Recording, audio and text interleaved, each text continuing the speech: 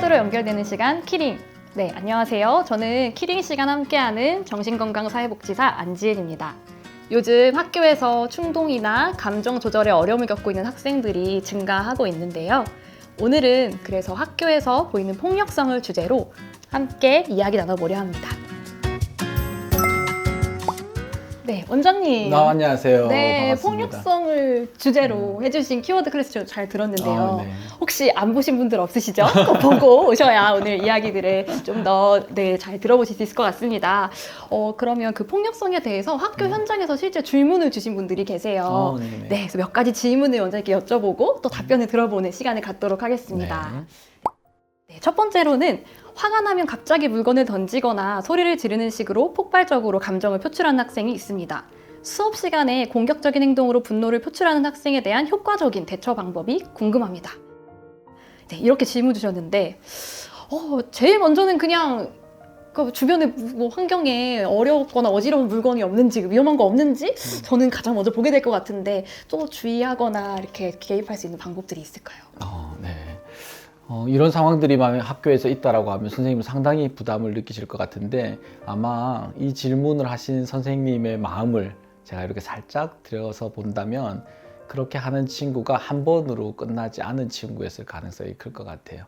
한 번 그렇게 했다라고 하면 내가 왜 이러지? 이런 친구가 아닌데 이런 마음으로 오히려 부담이라는 것보다는 걱정하는 마음 또 돕고 싶은 마음이 컸을 텐데 계속 이렇게 어떤 이유에 별 크지도 않은 이유 같은데 또 뭔지 모르겠는 상황에서 이런 급발진, 화가 났어요. 나는 물건을 집어 던지기도 하고 의자를 던지기도 하고 친구를 밀치기도 하는 행동들이 이렇게 나타납니다. 원인을 우선 아는 것들이 필요할 것 같아요. 그 아이가 어떤 불편한 마음에서 이렇게 이런 행동으로 그 감정을 표출하는지를 그 마음을 알아야지 첫 번째 될 것 같아요. 그게 안 되고 우리는 이런 행동은 안 되잖아. 다른 수업 시간에 너 그게 무슨 행동하는 거니? 그렇게 하면 안 돼. 그 멈춰. 잘못된 거야. 이렇게 해서 우리는 그 행동에 대해서 이제 중지하거나 매니지하는 부분에 마음을 많이 쓸 때가 있어요. 왜냐하면 다른 친구들은 수업을 받는 중이었고 학교 현장은 안전해야 되는 부분이고 나는 책임자니까 그렇게 접근하는데 그런 부분들 때문에 실제 이 마음을 가지고 있는 그 행동의 주체가 되는 아이의 마음과는 자꾸 멀어지게 될 가능성이 큽니다. 그래서 그 친구가 그럼 어떤 상황에서 화가 났을지 또 그 얘기를 이제 아주 경청하는 마음으로 이렇게 얘기를 해야 되는데 실제 개입하는 부분은 그 현장에서 개입하기는 참 어렵고요. 그래서 그 상황이 만약에 우선은 안전이 첫 번째고 그리고 분리 조치가 되어야 될 수도 있고 실제로는 어린아이들 같으면 이렇게 몸으로 강박하는 이런 홀딩 해주는 이런 것들이 필요하기도 하고 아니면 조금 나이가 있고 또 힘이 센 친구들 같으면 선생님 혼자서는 절대 그렇게 개입하기 어려운 경우들도 있습니다. 그런 경우에는 내 불안의 마음들을 잘 봐서 이 친구는 내가 충분히 할 수 있어. 아니면 이 친구한테 내가 부담이 되는 마음이 있을 때는 혼자 이렇게 하시는 것보다는 안전하게 이렇게 분리를 한 다음에 그 친구 마음에 접근을 해서 무슨 상황에서 그렇게 힘들었니? 비난하거나 아니면 너 그 잘못된 거 내가 증명해내고 말 거야. 너가 그걸 받아들이게 나는 너를 고칠 거야. 이런 자세로 하면 실제는 마음을 열지 않는 경우들이 많아요. 그래서 분리된 상황에서 조금 감정을 추스리고 흥분된 상태에서는 어떤 개입을 하려고 해도 실제는 머리 안에 잘 들어오지가 않아요. 그래서 어떤 메시지를 주거나 이런 것들보다는 빠른 안전하게 분리하는 과정들이 필요하고 안심시키는 게 첫 번째. 그리고 나서는 안심이 되고 난 다음에는 경청하는 자세로 어떤 상황이었는지를 이렇게 듣는 것들이 필요합니다. 상당히 이제 많은 아이들 저학년 같은 경우들을 보면 본인들이 억울한 감정들을 많이 호소하기도 해요. 그런데 그걸 얘기로 잘 못하고 하고 있습니다. 그러면 우리가 그 감정을 읽어주기 위해서 뭐 여러 가지를 이렇게 얘기하고 하는데 그러다 보면 자꾸 잔소리가 들어가게 되고 그렇게 하면 안 된다는 얘기들을 하게 돼서 아이들이 마음문이 더 닫히기도 합니다. 그래서 경청하는 자세로 그 마음을 이렇게 들여다보고 그리고 그 아이가 이게 행동에 대해서 내가 이런 이유 때문에 이런 것들이 있었습니다 라고 이렇게 얘기를 하고 진지하게 들어만 줬는데 그 다음 이제 우리가 하고 싶었던 얘기를 아이들이 하는 경우들을 많이 봐요. 선생님 근데 죄송해요. 아까 선생님한테 화를 냈어요. 선생님한테 욕을 했어요. 다른 친구들을 때렸어요. 그건 잘못한 것 같아요 라고 해서 선생님이 주고자 하는 메시지를 아이 입에서 이렇게 듣게 되는 경우들도 볼 수 있습니다. 첫 번째는 안전, 두 번째는 그 상황을 분리할 수 있으면 분리하고 위험한 상황들 해소되고 감정이 주스러지고 나면 그 다음번에 그 내용을 충분히 듣고 그것만으로도 그 다음 해결책을 아이가 스스로 제시하는 것들을 볼 수 있을 거라 생각합니다. 네, 저는 그러니까 위험한 행동을 했어. 그러니까 위험한 걸 빨리 치워야 돼. 이렇게 먼저 생각을 했는데 우선 그것도 중요하지만 그 다음으로 이제 이어가서 학생이 그 다음에 또 그런 공격 행동을 보이지 않도록 도와주는 것도 필요하겠네요. 반복될 가능성이 이렇게 크기 때문에 이러한 과정들을 몇 차례 이렇게 하고 나면 선생님 패턴도 이렇게 읽어지실 거고 대응하는 거나 그리고 선생님이 내 마음을 한번 충분히 받아주고 이해해 줬잖아요. 그러고 나면 그런 행동들이 훨씬 더 완화될 가능성이 큽니다. 그러니까 반복되는 학생의 경우에는 공격성을 보인다 했을 때 이렇게 개입하려고 하는 것보다는 사전에 미리 준비할 수 있다면 더 효과적으로 그렇죠. 네, 나올 수 있겠네요.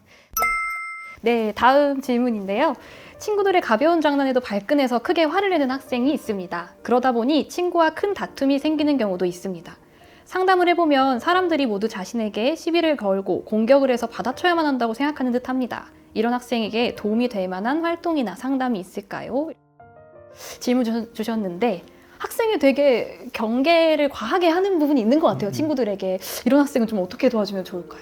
부정적인 대인관계나 이런 친구 관계에서 부정적인 경험을 했던 것들이 많지 않았나 이런 생각들이 들고요.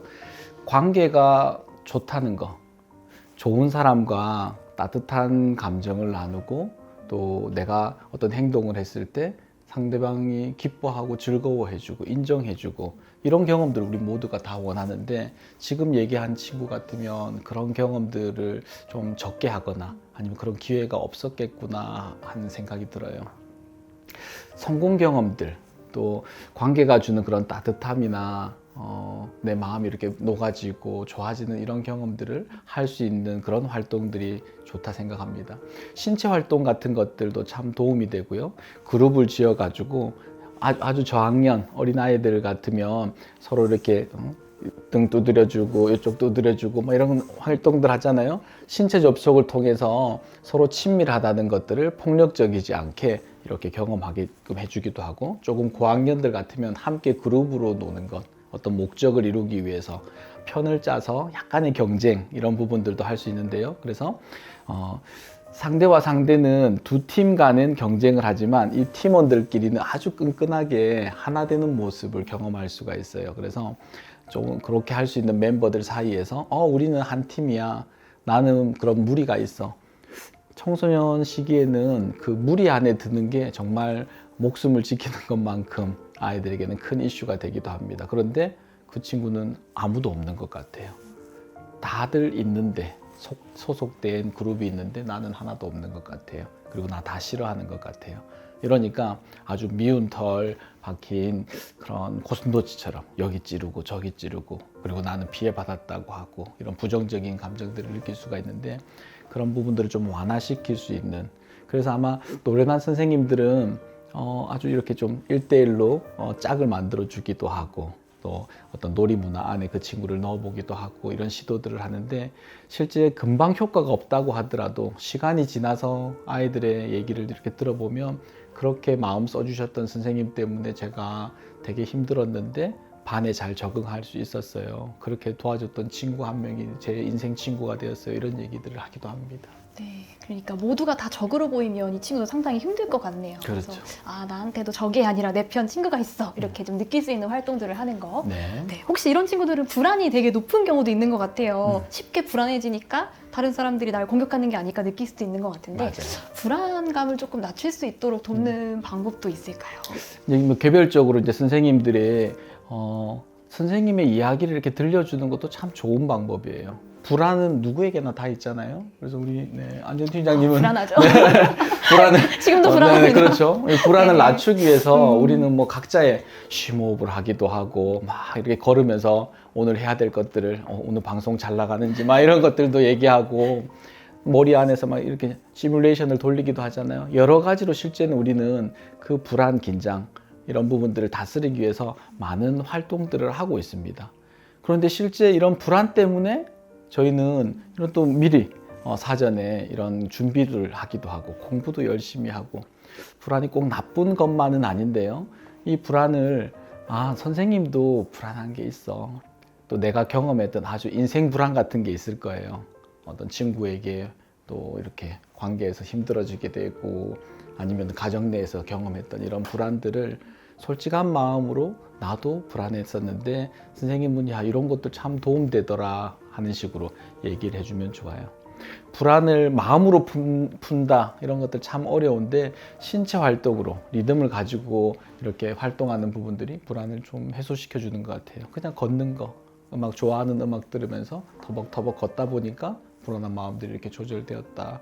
또 뭐 샤워 같은 거 하는 것도 너무 좋을 것 같아요. 그래서 각자에 맞는 불안을 해소할 수 있는 방법들을 찾는 건 이걸 선생님의 경험을 가지고 아이에게 이야기도 해주고 그렇게 하다 보면 실제 내 불안을 이해하고 선생님도 불안하네 내 이야기를 들어주는 이 선생님이 지금 내가 함께하고 있네 이것만으로도 상당히 아이의 불안이 줄어들게 되지 않을까 생각이 듭니다. 네, 그러니까 내 불안인데 다른 사람이 나를 불안하게 만든다고 오해하는 학생들도 많이 있는데 그럴 때 내 불안이 이거구나, 내가 불안하구나를 인지하고 그것에 대해서 대처할 수 있는 활동을 하는 것도 도움이 상당히 되겠네요. 네. 네.